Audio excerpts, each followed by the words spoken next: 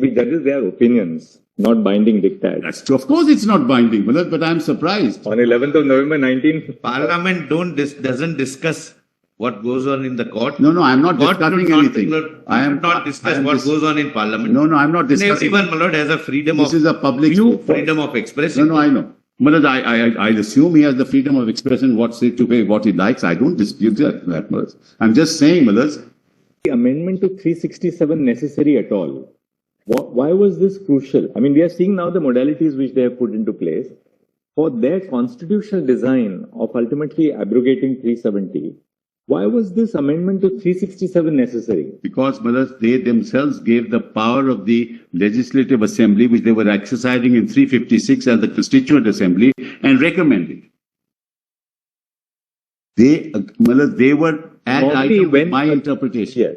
They were ad item with my interpretation. Right. That you needed the recommendation of the Constituent Assembly. So how do you reach there? They constituted the Legislative Assembly as the Constituent Assembly. And Malad, what they do is they don't interpret it. They say in Proviso 3 of 370, the expression Constituent Assembly of the state referred to in Clause 3 shall read as Legislative Assembly. So they have amended Article 370 of the Constitution.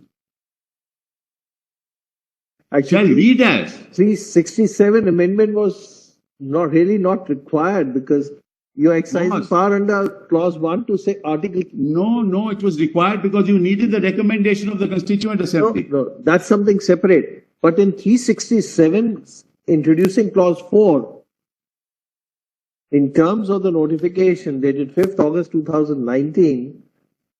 You required it because, Malad, they changed the definition of Constituent Assembly in 370 as Legislative Assembly. This is why they could exercise power under 356.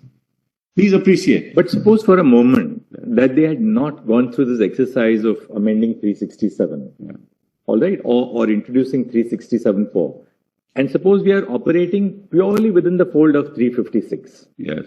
All right, your challenge to the 356 notification is a different issue. Yes. You're now just testing it as an exercise of power under 356. Once a proclamation takes place under 356, two consequences follow. One, the President assumes to herself all the powers of the state, the executive powers of the state vest in the President. Two, except the legislature, the powers of the state legislature. Two, the powers of the state legislature are then subsumed in Parliament. The Government of India does not in its executive capacity exercise the powers of the state legislature. Parliament has to exercise the powers. So once the proclamation under 356 was issued, two consequences would follow. All the powers which were vested in the executive of Jammu and Kashmir were transferred to the President. Right. All the powers of the state legislature were vested in Parliament. Right.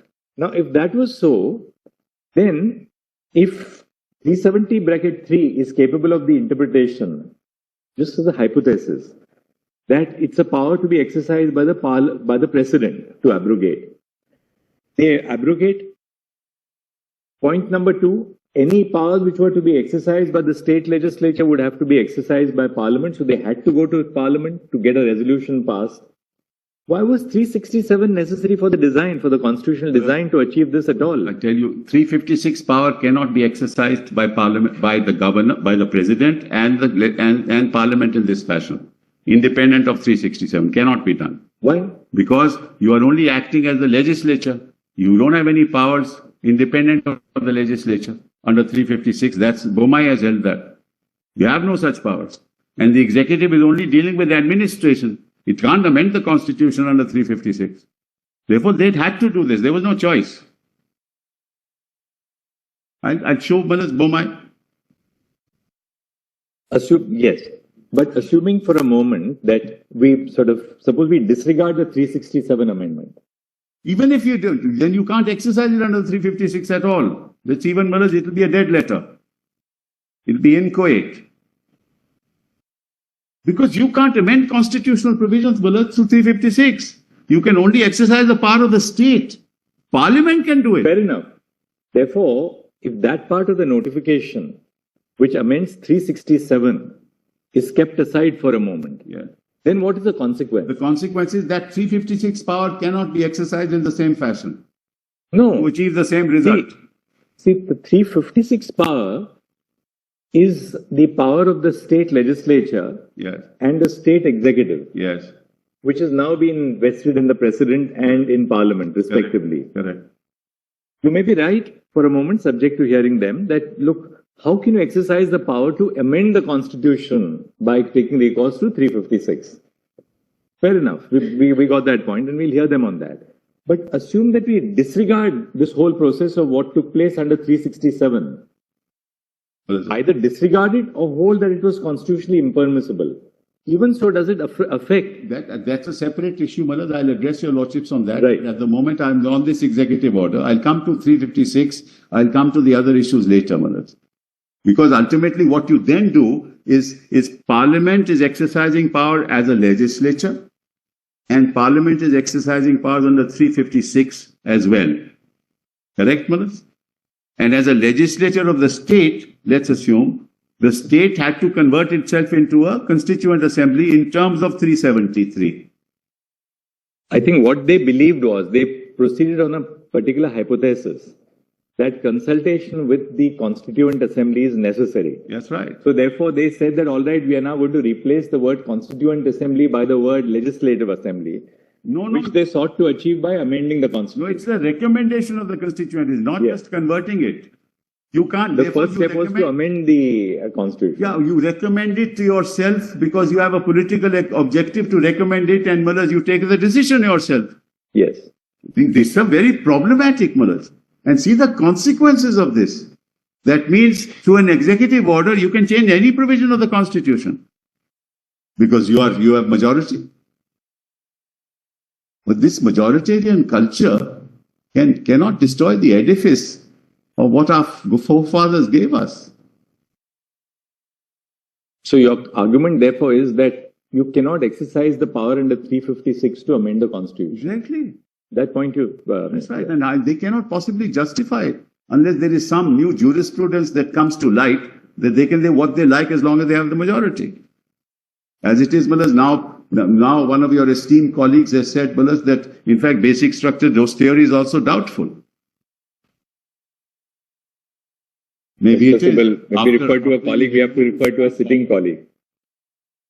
Once we cease to be judges, they are opinions, not binding diktats. That's true. Of course it's not binding, Mullahs, but I'm surprised. On 11th of November 19... Parliament doesn't discuss what goes on in the court. No, I'm not Court discussing should not- anything. I am not discuss what goes on in Parliament. No, I'm not And discussing. everyone, my lord, has a freedom This of is a public view, freedom of expression. No, I know. Mullahs, I assume he has the freedom of expression, to say what he likes. I don't dispute that, Mullahs. I'm just saying, Mullahs, of course, absolutely.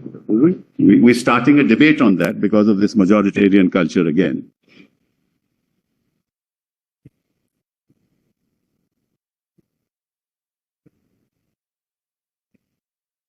I said that 356 was already in place.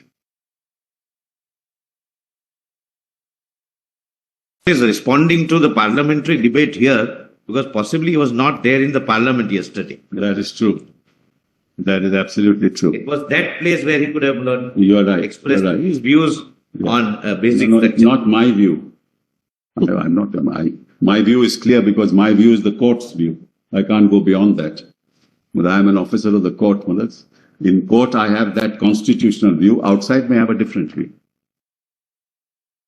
Mullahs, anyway, that's neither here nor there, Mullahs. It's just an aside, Mullahs.